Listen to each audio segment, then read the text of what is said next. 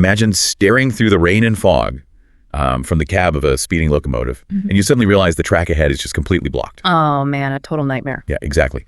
It is the early morning of April 30th, 1900, near Vaughan, Mississippi. And John Luther Jones, who is, universally known as Casey Jones, has a mere seconds to make a choice. Right. He is a highly respected and, importantly, a strictly sober locomotive engineer.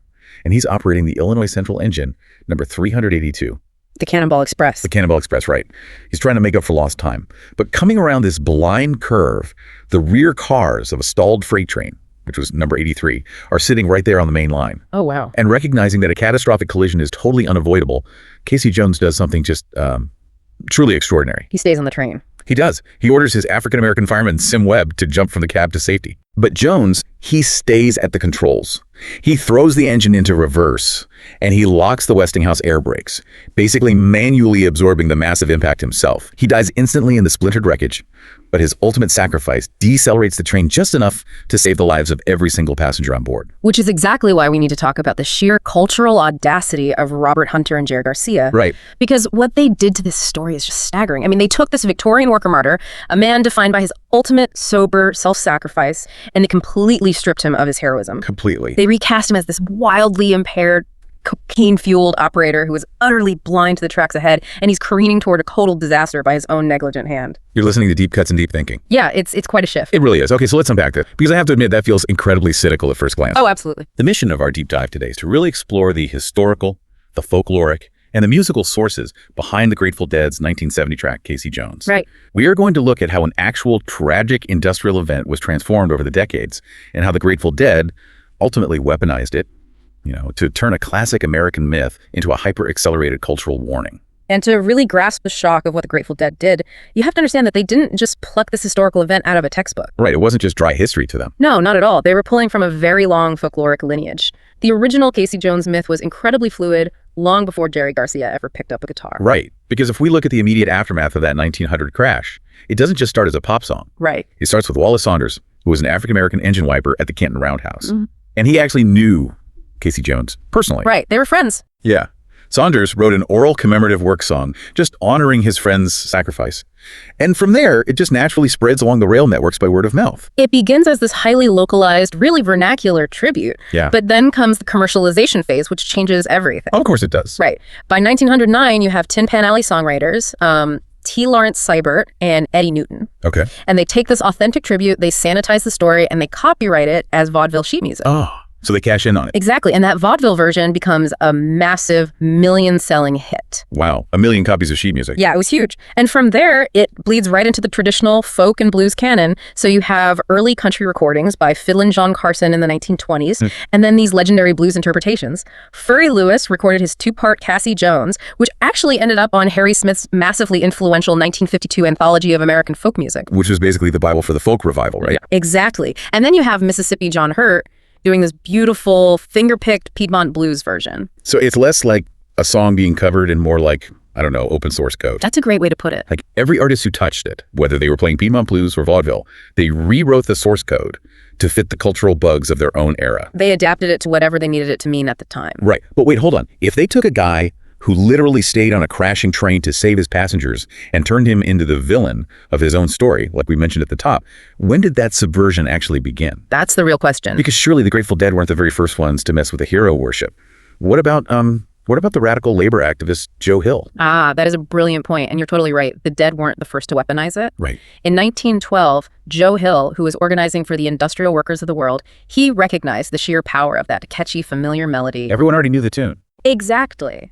But he completely flipped the narrative. He wrote a parody called Casey Jones, the Union Scab. The Union Scab, wow. Yeah, so instead of a hero, his Casey Jones is a strike-breaking pawn. Oh, I see. And he gets punished by cosmic justice for crossing a picket line. Ah, so Hill basically proved that the framework of the song was so universally recognizable, you could use it as a Trojan horse for subversive ideas. Exactly. You could slip whatever message you wanted into it.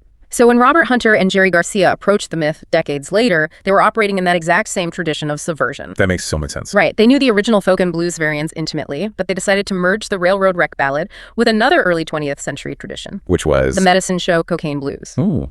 Which brings us to the lyrical brilliance of what Hunter and Garcia actually created. Yeah, it's so clever. Because the folklore was already so adaptable, They bent it into a really specific, urgent, cautionary tale for their own era. And the entire lyrical architecture is built on this brilliant structural doubling. Okay, break that down for us. So take the phrase, watch your speed. Right, the chorus. Right. It functions on two completely different levels simultaneously. Oh. On one hand, it is a literal warning about kinetic locomotive velocity. You are driving a massive iron machine too fast for the physical limits of the track. Obviously, yeah. But on the other hand, it is cautioning against the manic acceleration of central nervous system stimulants. Wow, yeah. The drug is the accelerant, making the train's speed psychologically legible. I just love that. The lyrics are packed with those dual meanings, like, take the lady in red. Yes.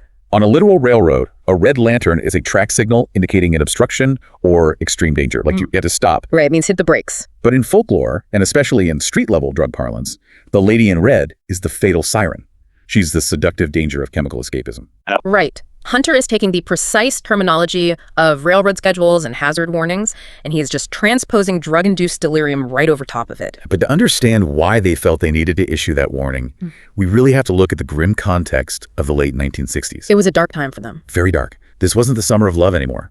The Grateful Dead were facing the total collapse of countercultural idealism. Yeah, the vibes had shifted. Majorly. You had the absolute tragedy of the Altamont disaster in December 1969. Which was horrific. And the band themselves were in a severe existential crisis.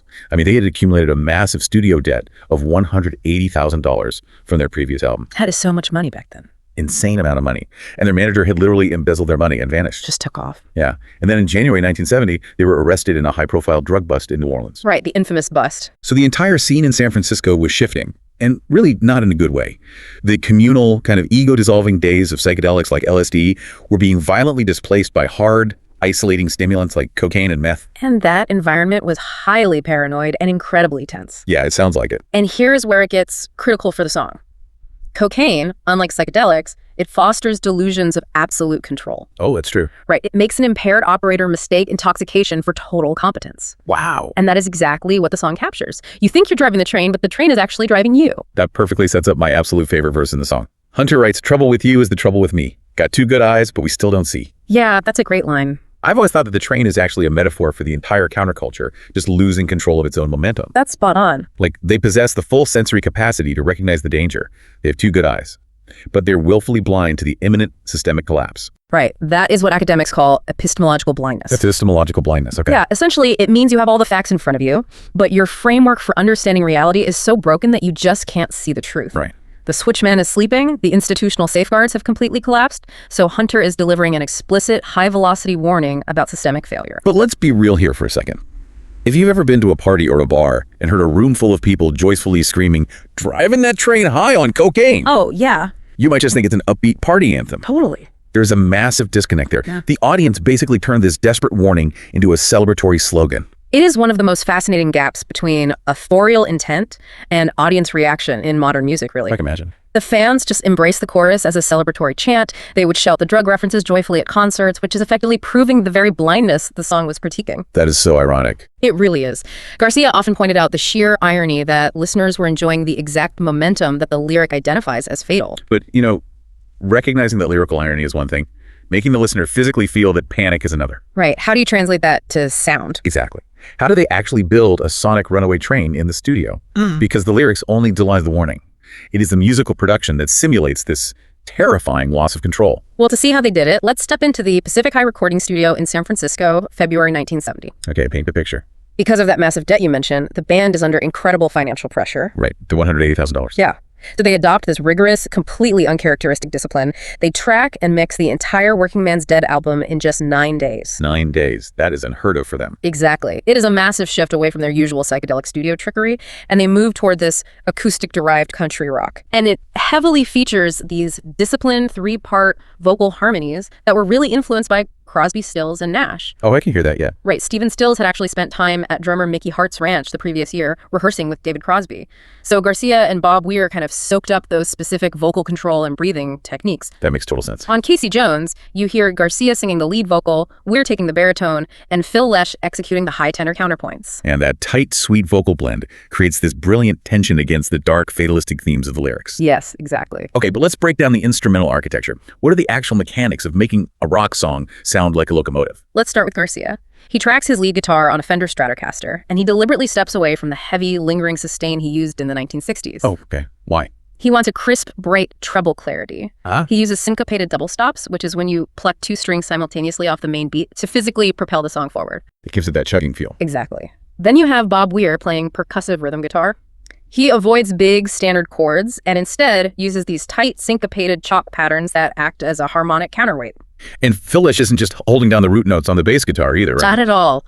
Lesh provides a contrapuntal walking bass line. Okay. It weaves around the melody rather than just following it, giving the tracker rolling side-to-side motion, which sounds exactly like restless steel wheels clacking on the rails. And underneath all of that rolling motion is drummer Bill Kreutzmann. Yes, Kreutzmann delivers this chugging, locomotive 4/4 shuffle. Right.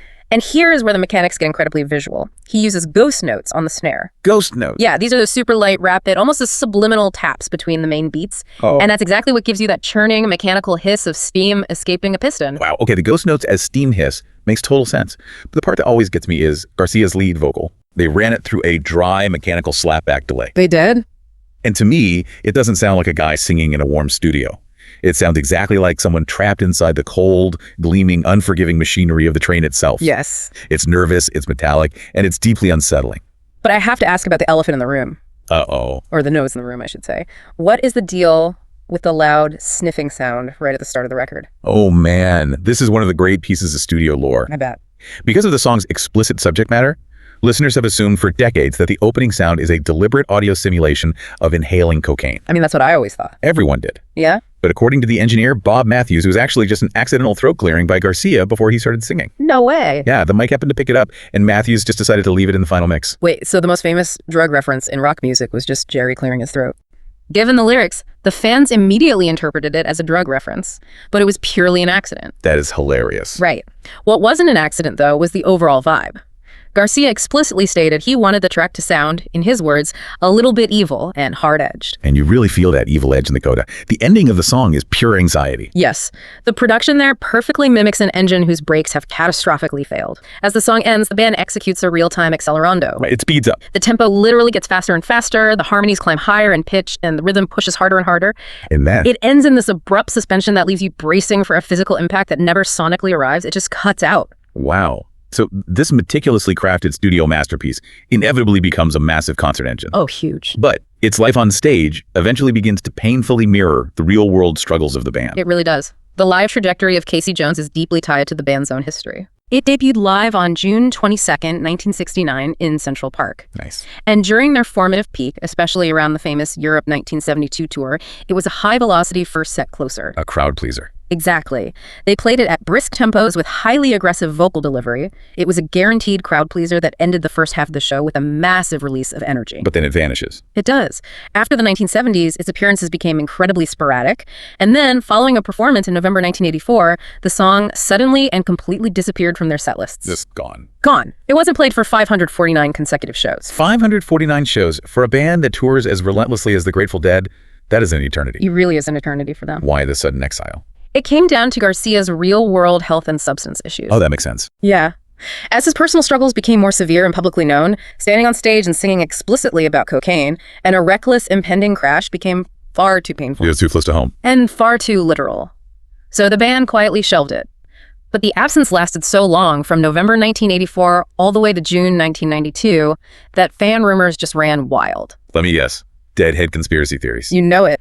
A wildly popular, though entirely unverified, rumor claimed that Garcia had signed a legal plea bargain following an arrest and that a judge had strictly prohibited him from performing the drug-themed song. Wow. A judge ordering him not to play it. Yeah. Now, there is absolutely no legal record of that, but it shows how mythic the song's absence became in the community. Which makes the eventual return of the song so legendary.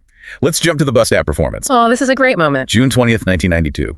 RFK Stadium in Washington, D.C. What happened? The band was deep into their second set, coming out of their freeform space segment, and out of nowhere, the drummers trigger these massive, booming, MIDI train horns. Oh, the crowd must have lost their minds. The crowd realizes what is happening, and the roar is just deafening, and Garcia slides right into that classic opening guitar riff. But how did the emotional weight of the song shift? I mean, when an older, significantly weathered Garcia sang those cautionary lyrics decades later, it couldn't have felt like the same upbeat party chant from the 1970s. It was profoundly different. The tempo was significantly slower, settling into this heavy, deliberate rock groove. Right. And Garcia's voice was raspy, incredibly weathered by time and his own well-documented struggles. Yeah. When he sang those lyrics in 1992, it wasn't a young man ironically playing with a folk trope. It carried the heavy, undeniable gravity of someone who had lived the cautionary tale. Wow. The warning felt entirely real because the man delivering it had survived the crash. Wow. So let's bring this all together. What a journey. We started with an actual, visceral industrial tragedy in 1900. A tale of a strictly sober engineer making the ultimate sacrifice to save his passengers. And we watched that history mutate through decades of American folklore, vaudeville, and blues. It's amazing how it evolved. And ultimately, we saw it subverted by the Grateful Dead, who stripped the hero of his nobility to create a hyper-accelerated warning for a generation spinning totally out of control. And that is the ultimate takeaway here. Casey Jones endures because it speaks to a timeless American tension. It's the eternal push and pull between the thrill of velocity and the inevitability of a crash. The song forces us to look at the track ahead and examine our own blind spots, asking whether our momentum is driven by actual purpose or simply by the terrifying inability to stop. Which leaves me with a final thought for everyone listening. Okay. If the Grateful Dead could take an industrial train crash from 1900 and turn it into a metaphor for chemical hubris and the collapse of the 1960s counterculture, what would the equivalent folk ballad be for today? Ooh, good question. What is our generation's version of the Runaway train? I'd argue it's our algorithmic digital acceleration. Oh, absolutely. We are moving faster than ever, driven by invisible codes, infinite scrolls, and just constant stimulation. Are we all just driving our own trains, totally blind to the signals ahead? If you like this episode, please like and subscribe.